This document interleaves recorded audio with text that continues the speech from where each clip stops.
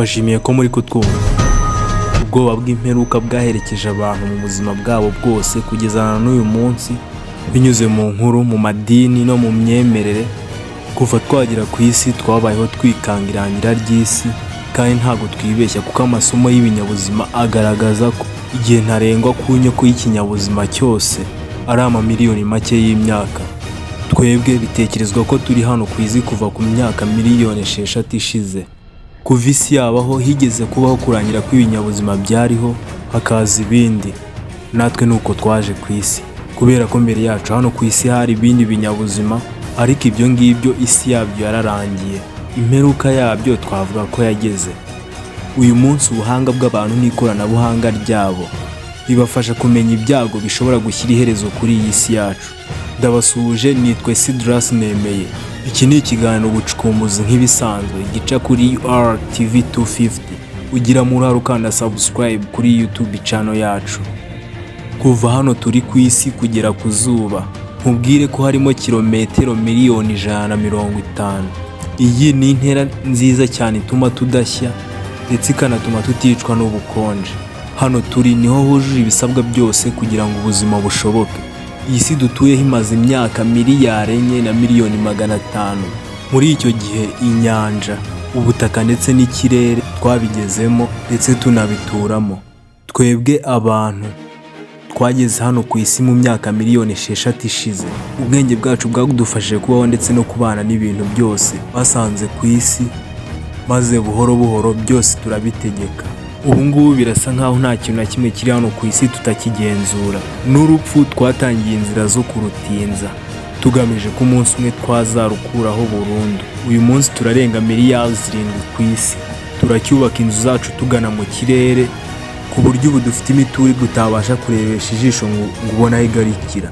Twubatse ibikorwa remezo bidufasha kugenda, uburyo bidufasha kujya aho dushaka hose kuri iyi si ku muvuduko uri hafi y'urumuri.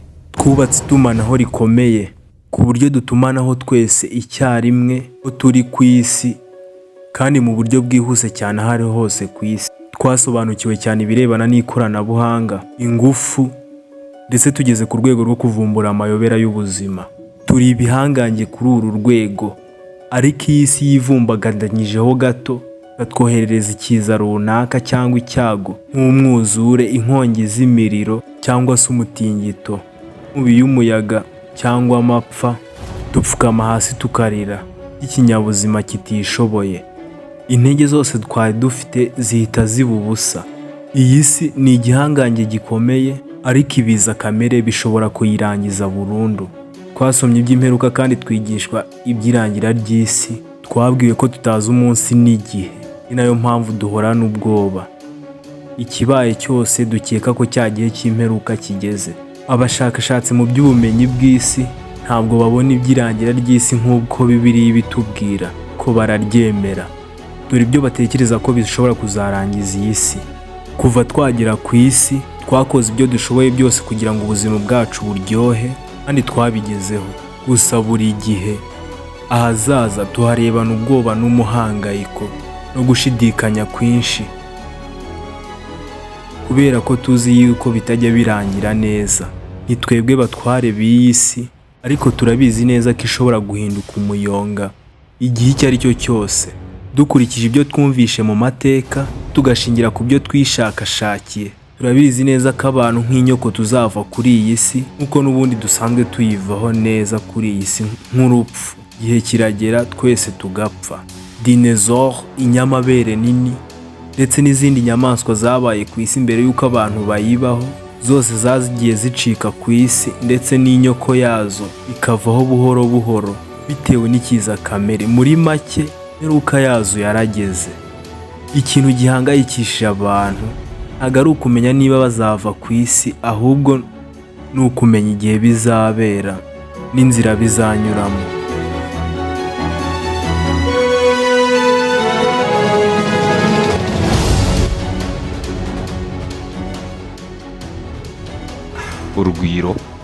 Urugwiro ni kimwe mu bintu bizana amahoro cyane, kandi amahoro niyo adufasha kubaho mu buzima twishimye. Nta kintu na kimwe wakora udafite amahoro, kandi amahoro ni umwana w'urugwiro. Niyo mpamvu utagomba gucika ibiganiro binyura kuri ELTV FM ijwi ry'urugwiro, kuko harimo ibiganiro byinshi cyane bigufasha kuba wagira urugwiro n'amahoro. Ugikurikira ukanda *ELTV_FM. Tugire urugwiro n'amahoro. ELTV yubaho.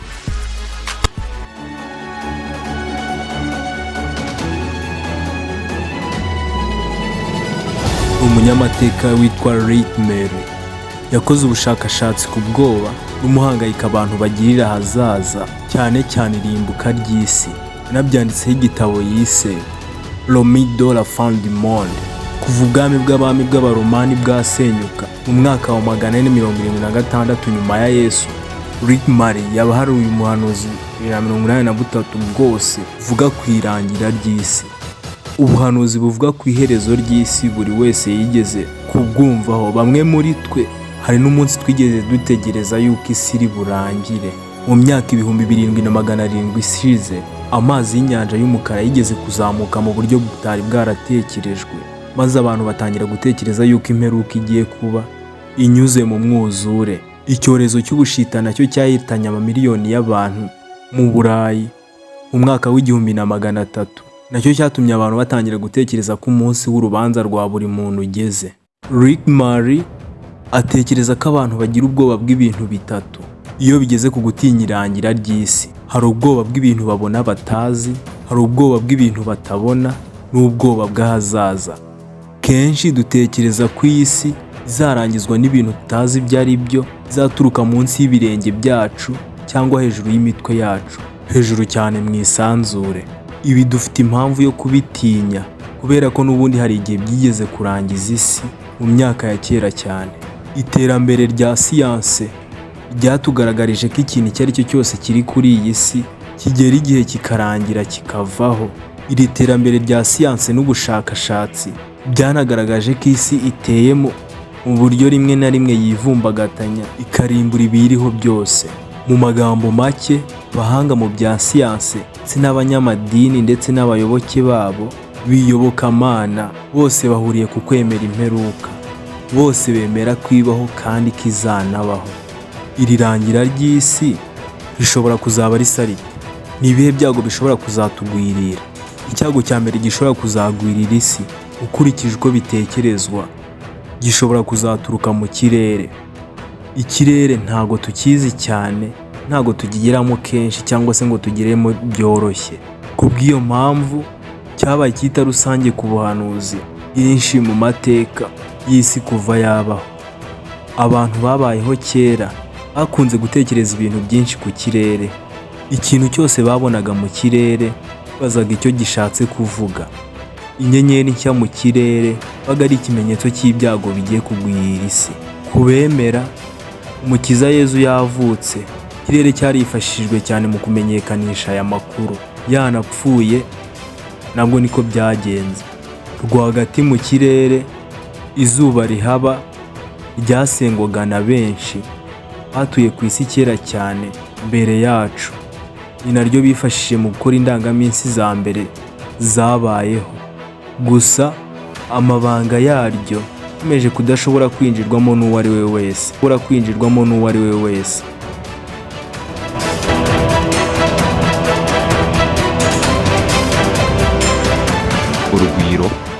Urugwiro ni kimwe mu bintu bizana amahoro cyane, kandi amahoro niyo adufasha kubaho mu buzima twishimye. Nta kintu na kimwe wakora udafite amahoro, kandi amahoro ni umwana w'urugwiro. Niyo mpamvu utagomba gucika ibiganiro binyura kuri ELTV FM ijwi ry'urugwiro, kuko harimo ibiganiro byinshi cyane bigufasha kuba wagira urugwiro n'amahoro. Ugikurikira ukanda *ELTV_FM. Tugire urugwiro n'amahoro. ELTV wawe.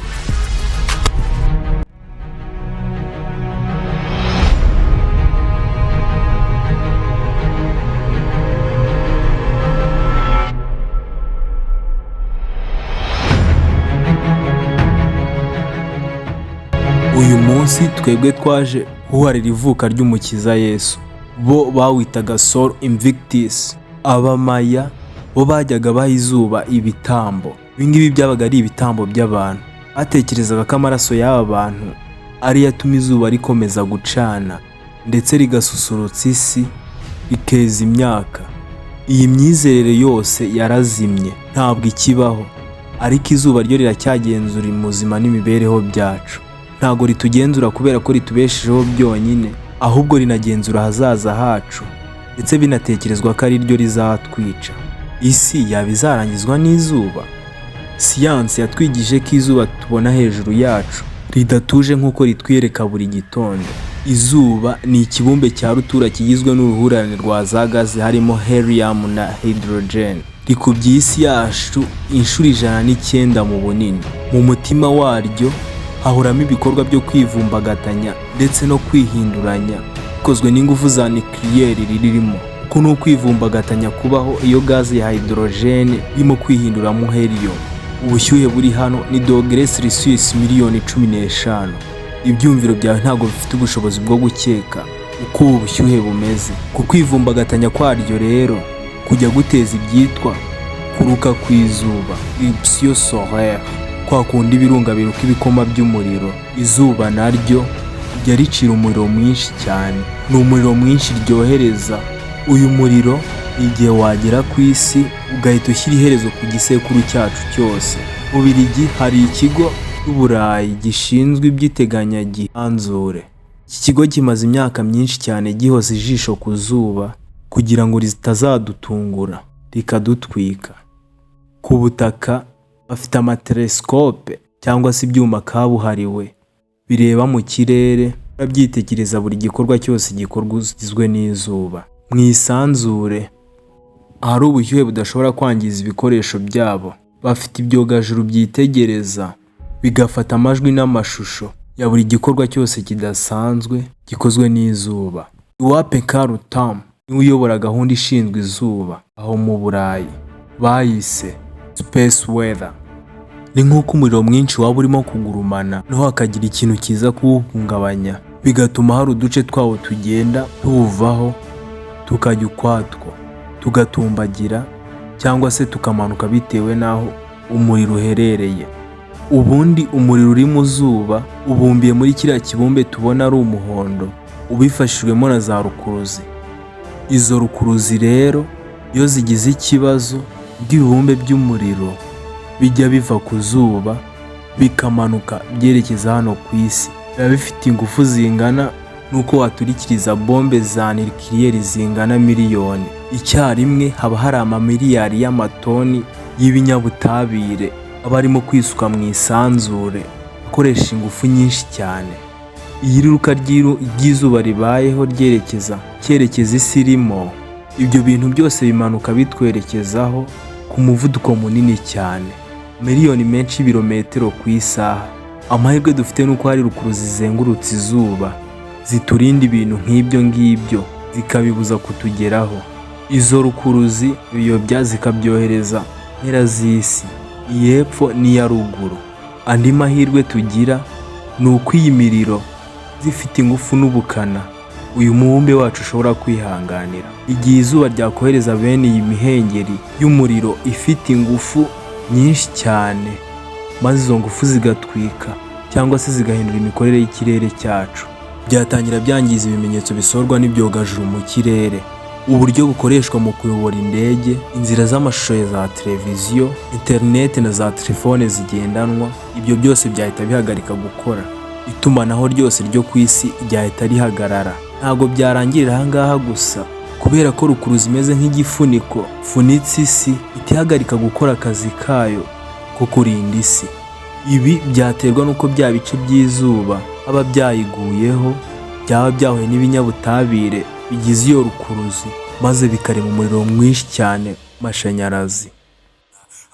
twebwe dushobora kudahita tubona ibyo byago bikiba, ariko hari inyamaswa zahita zibibona nk'inyoni.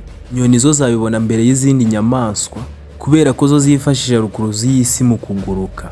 Izo nyoni zahita zitakaza ibyerekezo, ntizimenya aho zerekeza mu kuguruka. Ntabwo inyoni yaba ikiguruka ngo yerekeze aho ishaka kujya. Gusa icyago gikomeye cyane cyatugeraho cyaturuka ku bikorwa remezo twubatse hano ku isi kugira ngo bitware amashanyarazi. Amapironi n'indi miyoboro y'amashanyarazi cyane cyane ituruka mu majyaruguru yerekeza mu majyepfo yatangira gukora akazi ko guhindura ubwoko bw'ayo mashanyarazi yaba aturutse ku kwihuza kw'izuba na rukuruzi si, ubundi bikangiza ibyo bikorwa remezo, uburyo ibice byinshi by'isi byabura amashanyarazi.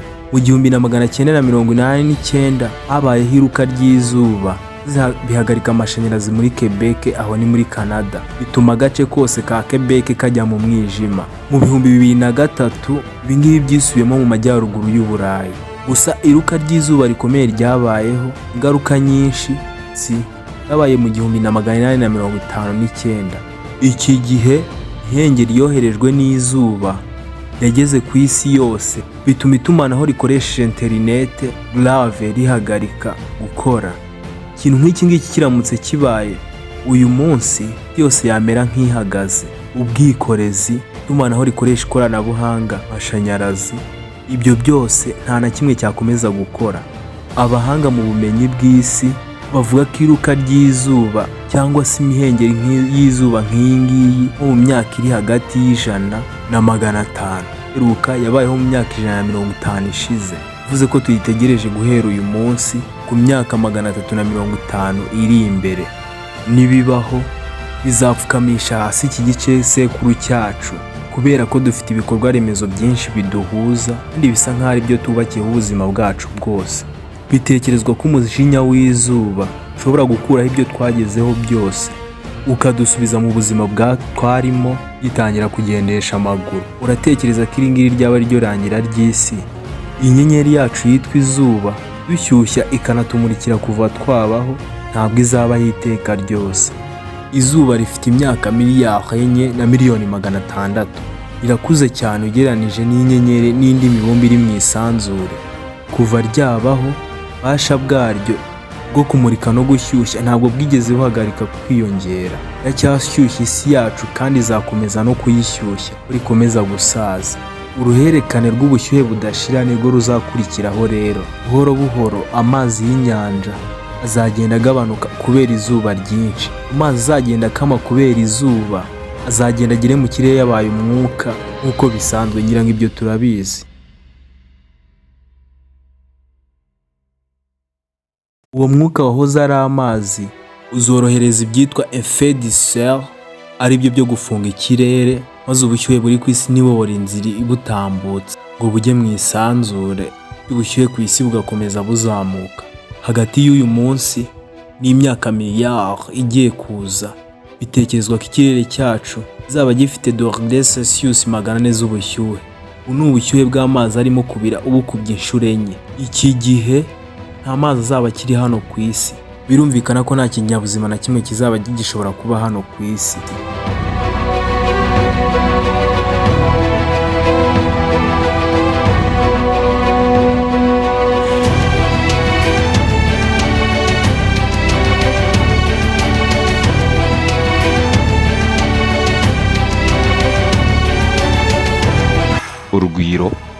Urugwiro ni kimwe mu bintu bizana amahoro cyane, kandi amahoro niyo adufasha kubaho mu buzima twishimye.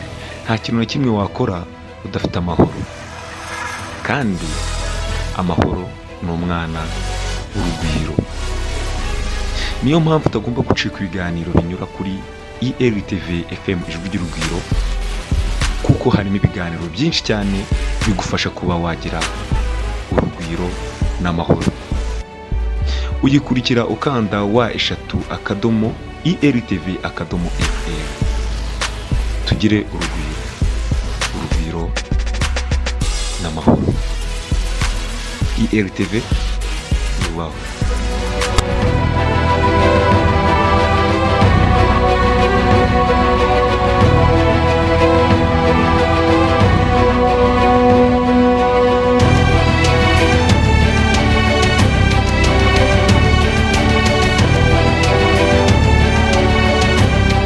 kinyabuzima kizagenda kizima inyuma y'ikindi ku isi, kuva ku nyamaswa kugera ku bimera, nyuze no ku dukoko na za virusi. Iki gihe izuba rizaba ritaravuga ijambo ryaryo rya nyuma.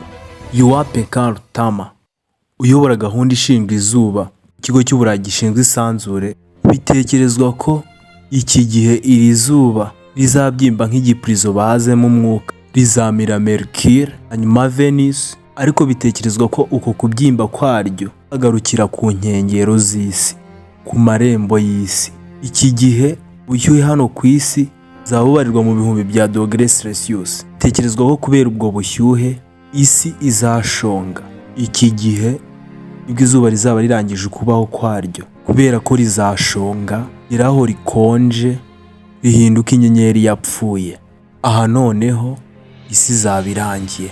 Isi yavukanye n'izuba kandi izapfana naryo.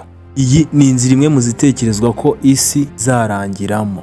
Muri iyi nzira itekerezwa ko imperuka izaturuka mu kirere. Gusa bamwe mu bahanuzi bo babitekereza ukundi. Batekereza indi mperuka izabaho itari iyi ngiyi, ikazaba ikomeye birenze ibi ngibi twavugaga, n'igishobora kuba izabaho mbere y'imyaka miliyari 4 twavugaga. Mu gitabo cy'ibyahishuwe muri Bibiliya yera, Yohana Mutagatifu mu kuvuga ku mperuka cyangwa se ku irangira ry'isi, avuga ibyago 7 bizatezwa n'abamarayika 7. Mperuka numva ijwi rirenga rivugira muri rwa rusengero ribwira abo bamarayika 7 ati nimugende musuke mw'isi izo nzabya ndwi z'umujinya w'Imana. Uwa mbere aragenda asuka urwabya rwe mw'isi, abantu bafite ikimenyetso cya nyamaswa bakaramya igishushanyo cyayo, bafatwa n'ibisebe bikomeye bibi. Kabiri asuka urwabya rwe mu nyanja, ihinduka amaraso nk'ay'intumbi. Ikintu cyose cyo mu nyanja gifite ubugingo kirapfa. Gatatu asuka urwabya mu nzuzi n'imigezi, amasoko yo bihinduka amaraso. Uko marayika wa 4 urwabya rwe mu zuba yahabwa kokesha abantu umuriro. Iyi ni inkuru yumvikana cyane kandi iteye ubwoba. Igihe ibi ngibi byandikwaga nta kimenyetso cyari gihari kigaragaza uburyo bishoboka. Byasabye gutegereza iterambere rya siyanse mu kinyejana giheruka cya 20 kugira ngo bamwe mu bahanga tangire kujya batangaza irangira ry'isi ko banabifite ibimenyetso bishingiye kuri siyanse. Rick Marr muramwibuka.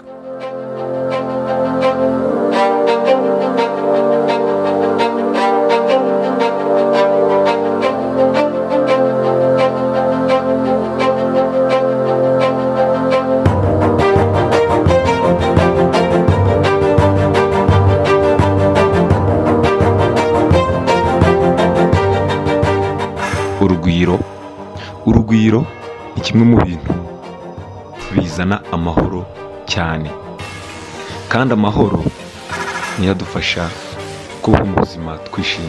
Nta kintu na kimwe wakora udafite amahoro, kandi amahoro ni umwana w'urugwiro. Niyo mpamvu utagomba gucika ibiganiro binyura kuri ELTV FM ijwi ry'urugwiro, kuko harimo ibiganiro byinshi cyane bigufasha kuba wagira urugwiro n'amahoro. Ugikurikira ukanda wa3.ELTV.FM. Tugire urugwiro n'amahoro. ELTV yubaho. Papa Pio wa 10 yari yategetse ko bazilika yitiriwe Mutagatifu Petero zirirwa ifunguye, ikarara ifunguye, abantu bakaza gusenga ndetse ababishatse bakaza kuharara. Ikinyejana cya 20 cyaranzwe n'inkuru zirangira ry'isi. Iki gihe hakinwe filimi nyinshi cyane zivuga ku irangira ry'isi. Ikinyejana hanarangijwe n'inkuru ivuga ku irangira ry'isi. Hari abantu bavuga ko isi izarangira ku itariki ya 31 z'ukwezi kwa 12 mu 1999. Bavuga ko umwaka w'ibihumbi 2000 tutazawubona. Irangira ry'isi ryose ryavuzwe mu kinyejana cya 20 ryari rishingiye ku bibuye bizaza bikikubita ku isi, babishyize ubuzima ku iherezo hano ku isi, ryo ryavuzwe cyane. Ibibuye banaribyita asteroide, uruhurirane rw'imibumbe igaragiye izuba bavutse mu ruhurirane rw'imyuka y'imikungugu byari mu isanzure. izuba ryo ryiremye hagati y'urwo ruhurirane rikaba ari ryo rikora ingufu. Imibumbe yiremye ku mpande z'izuba igaragira, ariko muri uru ruhurirane rw'imikungugu n'ingufu byihuje hasigaye utundi tubumbe duto cyane twinshi tumeze nk'amabuye manini. Amabuye ashobora gupima ibinyacumi cyangwa se ibinyejana bya metero z'umurambararo. Gusa hari n'andi mabuye nk'aya ngaya manini cyane ariko ashobora kugira umurambararo upima ibirometero runaka. Ibibuye rero ibyo bita asteroide nibyo bajya bavuga ko bihora bizenguruka mu isanzure, by'umwihariko zirebera hagati y'umubumbe wa Mars n'umubumbe wa Jupiter hitwa mu mukandara wa Kuiper. Rimwe na rimwe ibibuye birasekurana hagati yabyo maze bigata inzira byanyuragamo bikerekeza mu nzira y'isi. Bimwe bijya bigongana n'isi, ariyo mpamvu abahanga mu by'isanzure bahorana ibyuma bahora batunze mu kirere bareba ibyo bibuye aho biri, banareba niba byarataye inzira zabyo bikaza mu nzira yacu twebwe abari ku isi. Mu kirere bigenda ku muvuduko munini cyane. Ushobora no kuba warigeze kubibona bigenda uko bigenda byaka. Hari ibyo bita kibona umwe, ibyuma bakoresha mu kubireba, kuvuga za telescope ndetse na za radari. Zifite ubushobozi bwo kumenya ikibuye babonye uko kingana, umuvuduko gifite ndetse n'ubushyuhe gifite. Izi radari ndetse na za mudasobwa inareba inzira icyo kibuye kirimo kunyuramo, zikanareba ibinyabutabire bikigize, niba ari ibuye cyangwa se nimba ari icyuma, bakanareba niba dukwiye kugitinya. Bahora babyitegereza, ariko rimwe na rimwe bibaca mu rihumye. Mu byabaciye mu rihumye harimo kimwe cyiswe FIS. Koshni ni umuhanga cyane mu by'imibumbe uyobora ishami rishinzwe iby'ibigendajuru mu kigo cy'Uburayi gishinzwe isanzure. Tegereza isanzure uba afite imyaka 14 y'amavuko. Ubu noneho byamaze kwemezwa ko ikibuye kizanyura hafi y'isi ukaba w'ibihumbi 2036. Office avuga ko atari cyo kibuye cyonyine giteye impungenge yo kuzasekora isi. Abashakashatsi bakoze urutonde rw'ibuye nk'ibi ngibi bishobora kuzanyura mu nzira y'isi mbere y'uko ikinyejana kirangira. Byose biragera kuri 300, kandi hari ibyago ko harimo kimwe gishobora kuzadusekura. Ibito muri ibyo bibuye bifite umurambararo upima ibirometero bike bya metero, binini bigapima ibinyacumi by'ibirometero by'umurambararo. Bareba ingano yabyo n'umuvuduko wabyo, bakawugereranya n'umuvuduko w'isi, bakamenya igihe bishobora kuzasekuranira n'isi. Dore bimwe muri ibyo bibuye: 2010 and 2018 gifite umurambararo wa metero 894. Gifite amahirwe ya rimwe kuri miliyoni 60 yo kuzasekura isi. Uko asteroide cyangwa se mwene iki kibuye kiba kinini, niko kwisekura ku isi kwacyo kuba gushobora kwangiza byinshi. Nyamara ikibuye giteye impungenge kurusha ibindi gipima metero 140 z'umurambararo, cyitwa 2011 Age 5. Gifite amahirwe ya rimwe kuri 500 yo kuzasekurana n'isi. Tekerezwa ko gusekura isi kw'iki kibuye mutse bibayeho byazaba mu 2040. Ntabwo tuzi aho gishobora kuzitura. Bizasaba gutegereza iminsi ya nyuma ngo abashakashatsi babigaragaze. Bitekerezwa ko nikiramuka kisekuye ku isi kizaca icyobo kinini, gishobora gusiba agace runaka ku ikarita y'isi. Ikingiki cyaza cyangwa se kitaza, asteroide cyangwa se kimwe muri ibi bibuye gishobora kuzagongana n'isi yuko iki kinyejana kirangira. Tutavuze ku irangira ry'isi, iki gishobora guhitana mu miliyoni y'abantu bitewe n'aho cyagwa. Kubera ibi byago, abashakashatsi bahora bashakisha uburyo bwo kubyirinda. Iyo ikibuye runaka bamaze kukimenya neza, bazi aho kizitura kandi kikaba ari gito cyane, bimura abantu batuye muri ako gace. Ariko ni ngombwa cyane kumenya neza aho kizitura. Gusa iyo ari kinini cyane ku buryo cyasenya igihugu cyose, birumvikana kwimura igihugu ntibishoboka.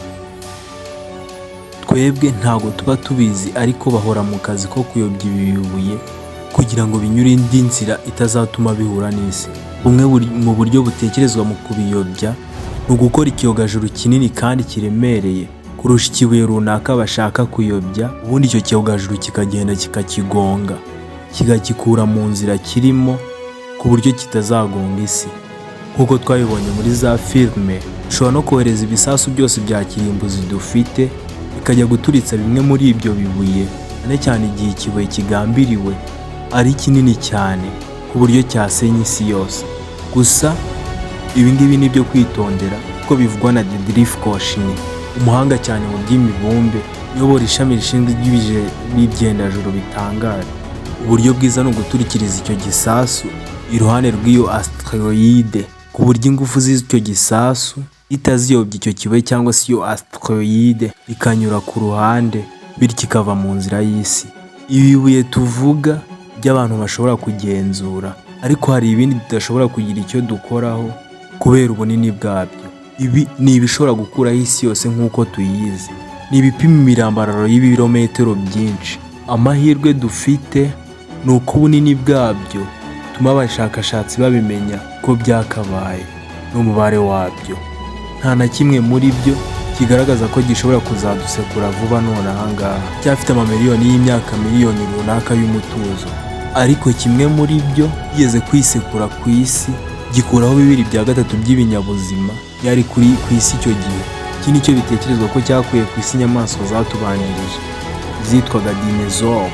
Esa Kontio, umuhanga mu birebana n'ubumenyi bw'isi n'amateka, ni impuguke mu binyabuzima byazimye. Mu birebana n'ubumenyi bw'isi n'amateka, ni impuguke mu binyabuzima byazimye. Ku binyabuzima byariho iki gihe, iyi yari imperuka. Bitekerezwa ko izimira ry'ibinyabuzima by'iki gihe byanatewe n'ibirunga byariho icyo gihe byarukiye icyarimwe n'iyi asteroide. Iruka ry'ibirunga nayo ni indi nzira itekerezwa na benshi ishobora kuzanyuramo kurangira ku isi. Igihangayikisha mu iruka ry'ibirunga ntabwo ari ibirometero kibe by'ibikoma birukwa n'ibyo birunga, ahubwo ni umwuka uhumanya usohorwa n'ibyo birunga ukica ibinyabuzima byinshi. Uwo niwo uhangayikisha. Imyaka miliyoni 250 ishize, isi habayeho imperuka itewe n'iruka ry'ibirunga ahitwa muri Siberi, ubu ni mu Burusiya. Ibyotsi byasohowe n'ibi birunga icyo gihe ishe 99% by'ibinyabuzima byari ku isi. Ntabwo byabyisha ako kanya ngo bihite bishira, ahubwo mu myaka miliyoni yakurikiyeho ibinyabuzima byagiye bipfa kimwe kimwe kugeza bishize ku isi.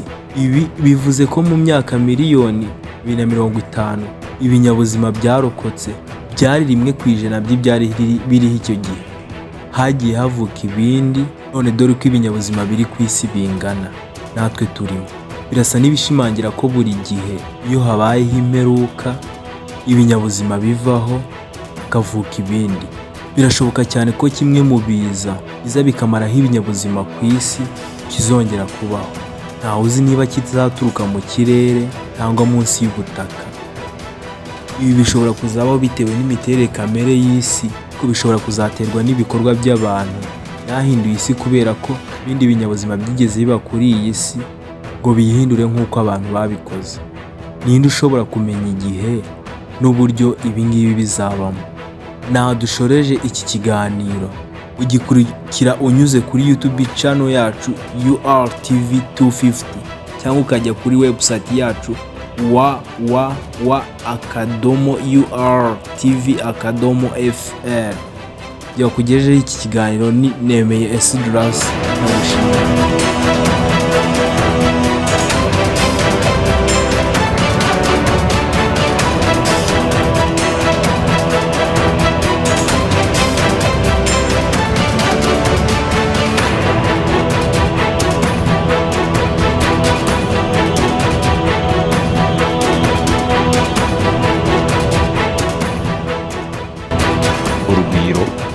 Urugwiro ni kimwe mu bintu bizana amahoro cyane, kandi amahoro niyo adufasha kuba mu buzima twishimye. Nta kintu na kimwe wakora udafite amahoro, kandi amahoro ni umwana w'urugwiro. Niyo mpamvu utagomba gucika ibiganiro binyura kuri IRTV FM ijwi ry'urugwiro, kuko harimo ibiganiro byinshi cyane bigufasha kuba wagira urugwiro n'amahoro. Ugikurikira ukanda wa3.IRTV.FM. Tugire urugwiro. urugwiro n'amahoro. IRTV yubahwe.